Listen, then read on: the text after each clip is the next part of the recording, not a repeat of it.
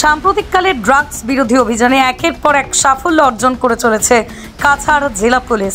সোমবার ফের এক বড় সাফল্য অর্জন করলো তারা।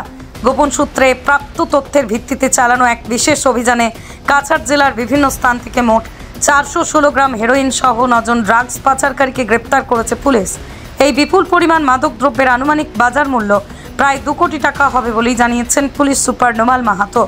সাংবাদিক সম্মেলনে পুলিশ সুপার জানান, একদিকে চালানো এই যৌথ অভিযানে জেলায় সোনাই, কালাইন, শহীদপুর, শিলচর সদর এলাকা থেকে হেরোইন সহ পাচারকারীদের আটক করা হয়েছে। অভিযানে নেতৃত্ব দেন জেলার বিভিন্ন থানার পুলিশ অফিসারগণ, যারা সুপরিকল্পিতভাবে অভিযান চালিয়ে এই বিপুল সাফল্য অর্জন করেছে। আটক করা 9 জন ড্রাগস সরবরাহকারীর নাম হলো দিলবার হোসেন, কামরুল ইসলাম, মকবুল হোসেন, জামাল উদ্দিন, অমরদীপ সাহা, প্রসেনজিৎ দেবনাথ, শিমচিন লিকেউ, থ্যাংক ঠিলান, সুসেন দাস ইত্যাদি। কাছাড় পুলিশ মনে করছে এই আটককৃতরা একটি বৃহৎ ড্রাগস পাচারের সঙ্গে যুক্ত। তাদের জিজ্ঞাসাবাদের মাধ্যমে আরও গুরুত্বপূর্ণ তথ্য পাওয়া যেতে পারে। পুরো চক্রকে ভেঙে ফেলার লক্ষ্যে তদন্ত চলছে। পুলিশ সুপার আরও বলেন, অসমের মুখ্যমন্ত্রীর নেতৃত্বে গোটা রাজ্য জুড়ে একটা বিশাল ড্রাগস বিরোধী অভিযান চালানো হচ্ছে।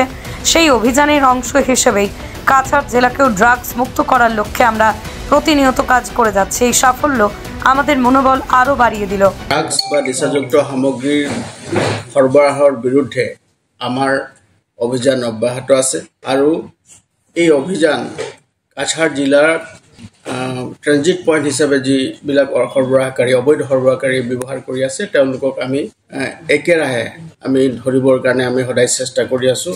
আৰু অসমৰ মাননীয় মুখ্যমন্ত্ৰী ডাঙৰীয়াই ৰাজ্যখনক সম্পূৰ্ণৰূপে ড্ৰাগছ মুক্ত কৰাৰ যি তেওঁ অভিযান, সেই অভিযানৰ অংশস্বৰূপে যোৱা পুৱতি নিশা আমি এটা বিশেষ অভিযান চলাইছিলোঁ সমগ্ৰ জিলাখনতে। আৰু জিলাখনৰ 4টা ঠাইত আমাৰ এই এটা বিশেষ অভিযান চলিছে। প্ৰথমটো অভিযান আমাৰ ঢলাই অঞ্চলত হৈছিলে, দ্বিতীয়টো অভিযান আমাৰ গুমৰাহত হৈছিলে, আৰু তৃতীয় আৰু চতুৰ্থ অভিযান আমাৰ সদৰ থানাৰ এলেকাত এই অভিযান চলিছিলে। আৰু গোটেই অভিযান কালত আমি 416 গ্ৰাম 416 গ্ৰাম আমি ছাছপেক্টেড টু বি হিৰ'ইন আমি জব্দ কৰিবলৈ সক্ষম হৈছোঁ।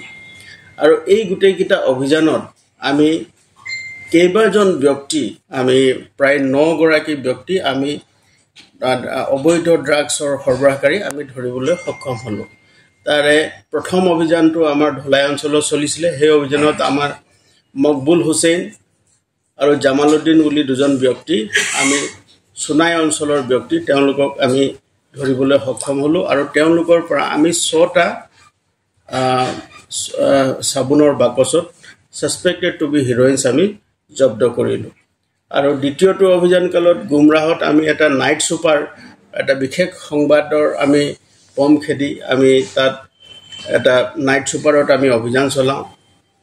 আৰু এই নাইট ছুপাৰৰ পৰা 2জন ব্যক্তিক আমি এপ্ৰিহেণ্ড কৰোঁ। এজনৰ নাম দিলবাৰ হুছেইন আৰু আনজনৰ নাম কমৰুল হুছেইন। 2জন ব্যক্তিৰ ঘৰ হাইলাকান্দিত।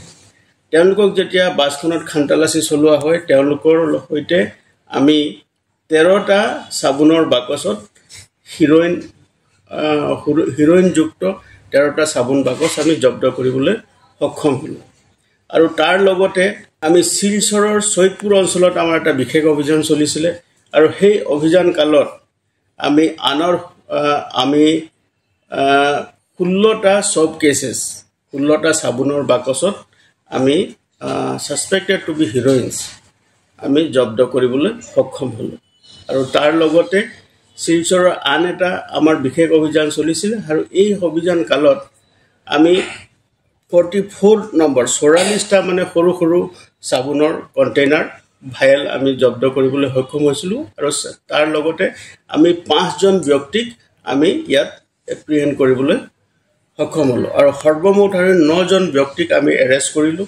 আৰু যিখিনি পৰিমাণৰ আমি ড্ৰাগছ আমি জব্দ কৰিবলৈ সক্ষম হ'লোঁ, তাৰ পৰিমাণ হ'ল 416 গ্ৰাম ড্ৰাগছ।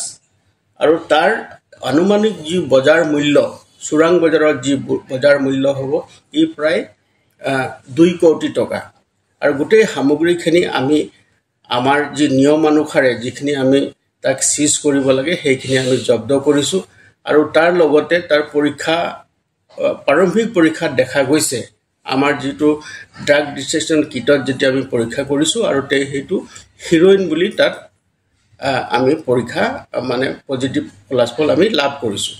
গতিকে আমি তাৰ পৰৱৰ্তী কালত যিখিনি অনুসন্ধান কৰিব লাগে তাৰ কাৰণে আমি তৎপৰ হৈ আছোঁ। আৰু প্ৰাৰম্ভিক যি আমাৰ তদন্ত চলিছে আৰু প্ৰাৰম্ভিক তদন্ত কালত দেখা গৈছে যে এই সামগ্ৰীখিনি চুবুৰীয়া ৰাজ্যৰ পৰা আমাৰ ইয়াত লোকেল কনজামশ্যনৰ কাৰণে আহিছিলে আৰু স্থানীয় মানুহে এই সীমামূৰীয়া অঞ্চলত তেওঁলোকে এই যি সামগ্ৰী আছে সেইবিলাকক বিক্ৰী কৰাৰ তেওঁলোকে যোজা চলাইছিলে। গতিকে এই অভিযান কালত আমি গোটেই কেইজন ব্যক্তিক 9জন ব্যক্তিকটো আমি বৰ্তমান কাষ্টডিত ৰাখিছোঁ, তেওঁলোক সোধপোছ কৰি আছোঁ আৰু তেওঁলোকৰ পৰা অধিক তথ্য লাভৰ কাৰণে আমি তৎপৰ হৈ আছোঁ।